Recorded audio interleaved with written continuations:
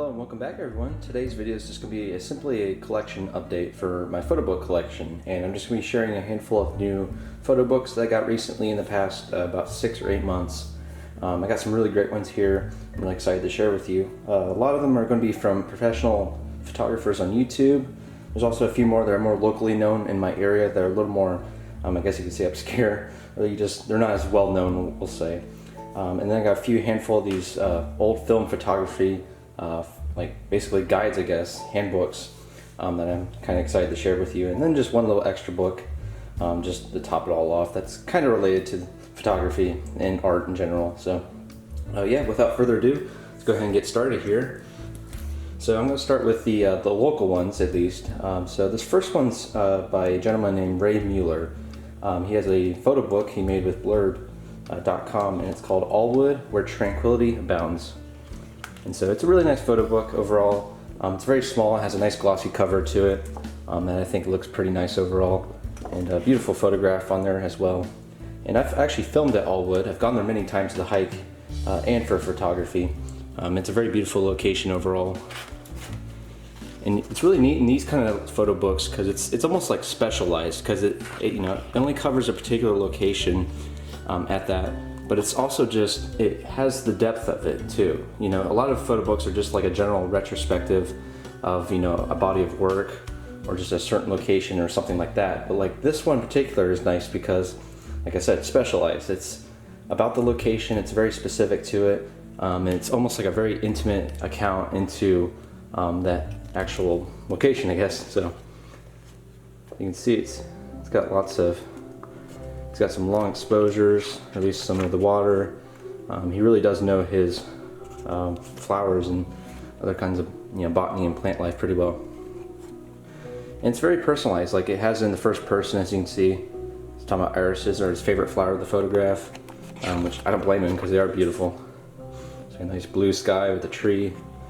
That's introduction with, I'm going backwards, but yeah, it's just got lots of different beautiful looks. There's actually the cover photo, as you can see.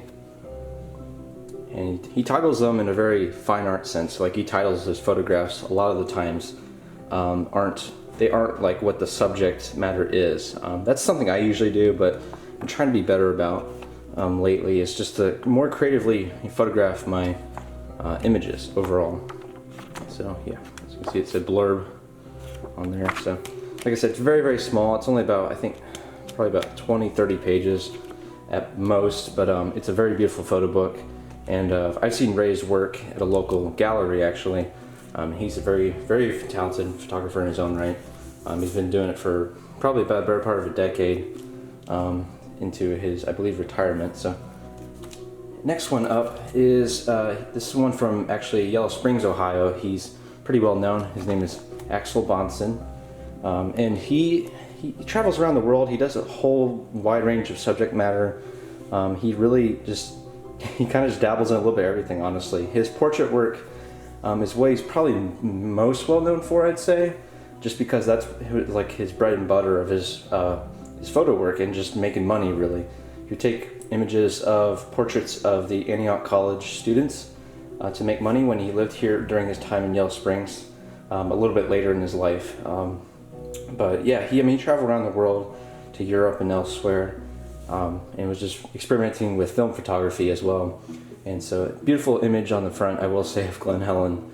I can actually picture that specific spot that the location in the nature preserve is at. So, but yeah, it's really neat. It's a really neat book. I'm really excited to have this one finally in my collection. As you can see, it says the Yellow Springs Historical Society. Just a nice, simple, like I said, all black and white, all black and white, all film photography. And then there's an introduction by Paul R. Cooper. Yeah, and this one includes about 100 photographs from spanning his entire career. Here's one, it's titled 3 Photographers, is the name of the photo. But yeah, it's just incredible book, yeah. I mean, it's just, like I said, it's got a wide range of subjects. You got portraits on here. Stuff that's just like this ghoul lighting almost. Like, it's very moody and atmospheric, but it's like really close up. And see, he experimented with anything. You got, train wheels. There's literally titled pipes.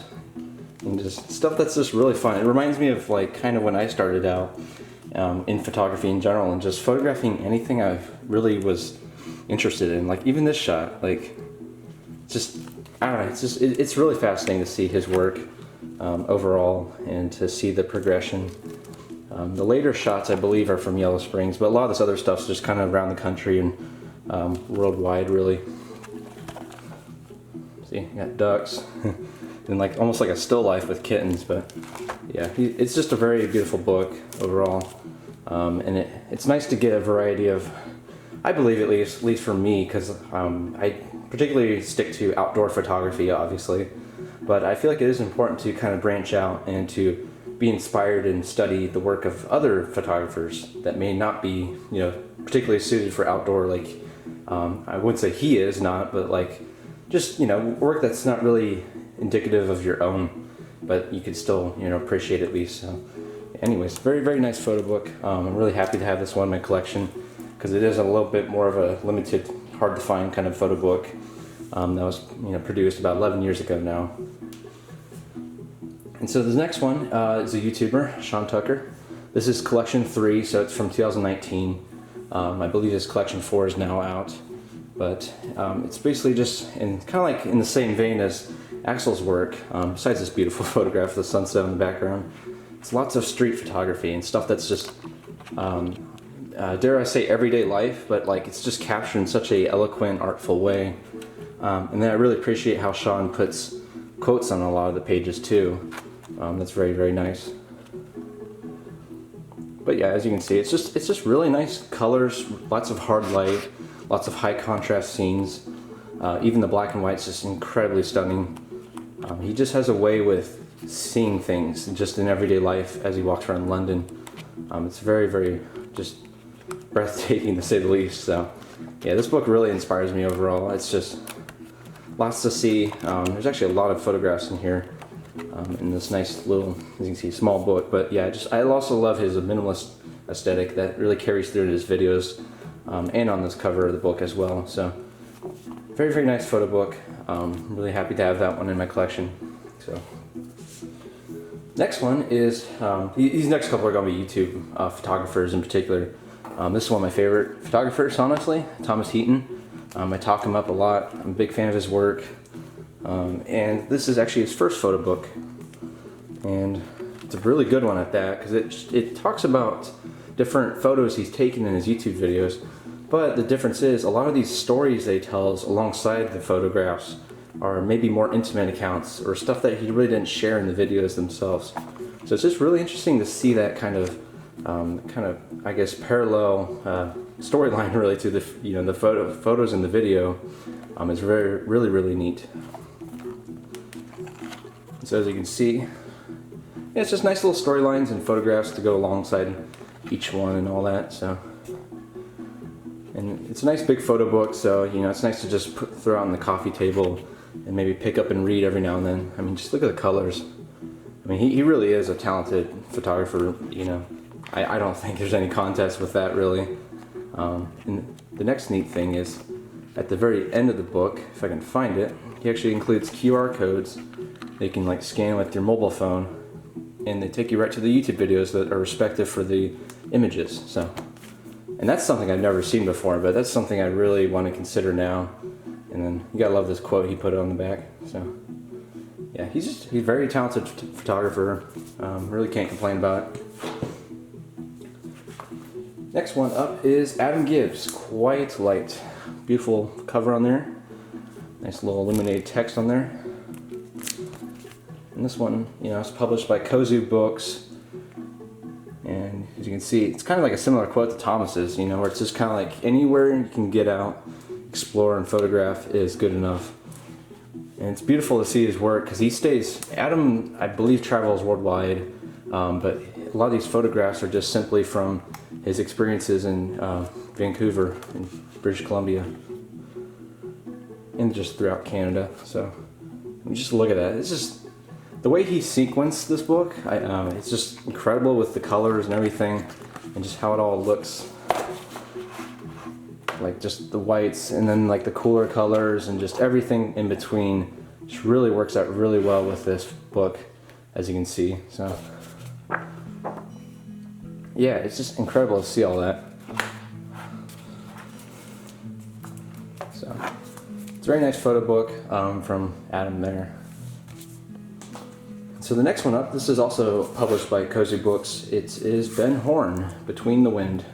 It's got a nice kind of old styled coffee table book, that kind of brush finish on there. So very, very minimalist style on his, but it looks beautiful all the same. So his big draw is really the national parks that he travels to several times a year, but like the scenes are just very intimately captured, as you can see. But there's some stuff that's wider and more, I guess, grand, but he really just, you know, as the title of the book suggests, and he kind of implies it in the book, is that, you know, it's all about the moments between the wind, you know, between when you capture the image. So yeah, just very beautiful stuff overall.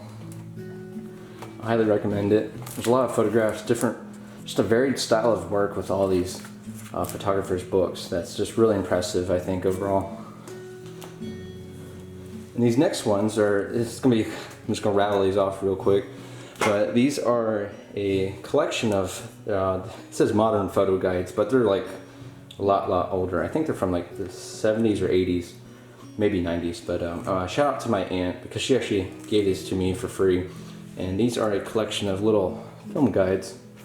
They're pretty interesting. So photography for beginners, how to use your 35mm camera, what your lenses can do, how to use filters, flash, color, trick photography, whatever that means, natural light and night photography, basic child photography, portraits, and glamour. So yeah, all of those, and basically this sequential collection of them. So yeah, these are pretty neat. They're just kind of neat to look through. I mean, the information obviously isn't really suited for digital, of course, so I don't want to call it dated, because a lot of people do shoot film.